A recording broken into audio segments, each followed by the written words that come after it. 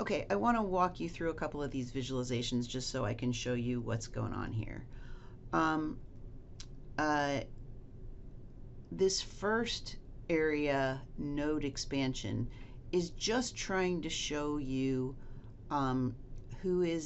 what nodes are on the frontier at any particular time, what nodes haven't we explored yet, what nodes have we expanded already. So if we look at this right now, it says A is the initial node and belongs to the frontier.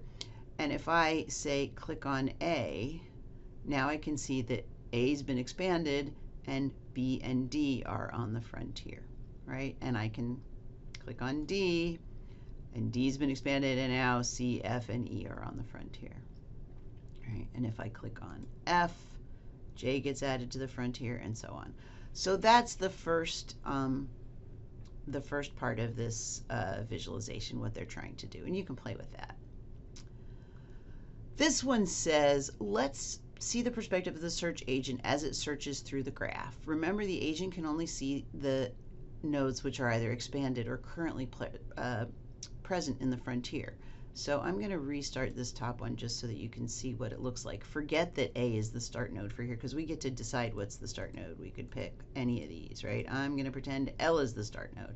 And the idea here is to say, well, if I click on L, what does it expand into? And so the answer is L expands into H, J, and N, right? And if I expand this H, it expands to C. And at every time step, the only nodes that the search agent is aware of is the ones that have been expanded and the ones on the frontier. So that's what that demo is supposed to show you. And you can hit restart, and maybe I start with M to see what happens if I expand M, and so on. All right.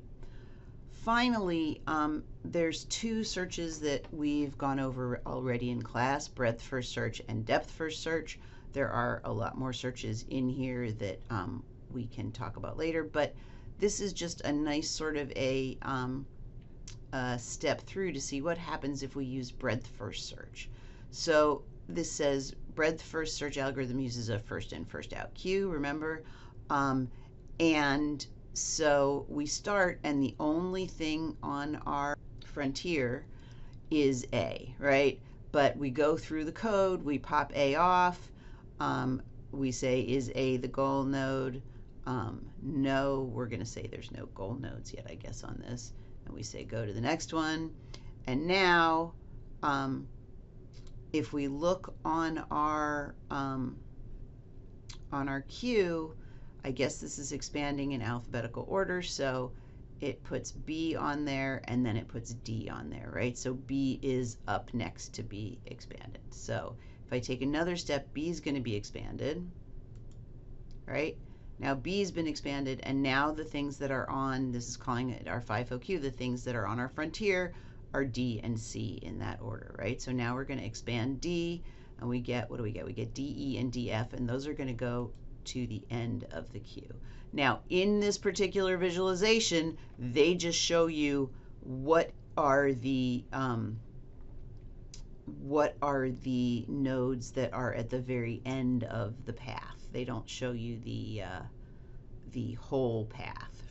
So they're only showing you the nodes that are waiting to be expanded. Depth first search visualization, very much the same thing, except remember with depth first search, we use what we call the stack. They're calling it a last in, first out queue, but it's a stack, right? So we have A, we're going to push B and D on the stack. So when we do that, we push B. D, the way they do their stacks is the right is the top of the stack, okay? So now we are going to pop D off. We say, is D a goal state? And if D is not a goal state, then we expand it. So we will push DC, DF, DE in that order. And so we end up with, that's DC. I guess we did DC, DE, DF. I don't know why it pushed them that way. Oh, it did them in alphabetical order. Oops. Yeah, okay, fine. But the top of our stack is now the F, right? And really, we would draw this as ADF, but they're just showing me the F here in this visualization.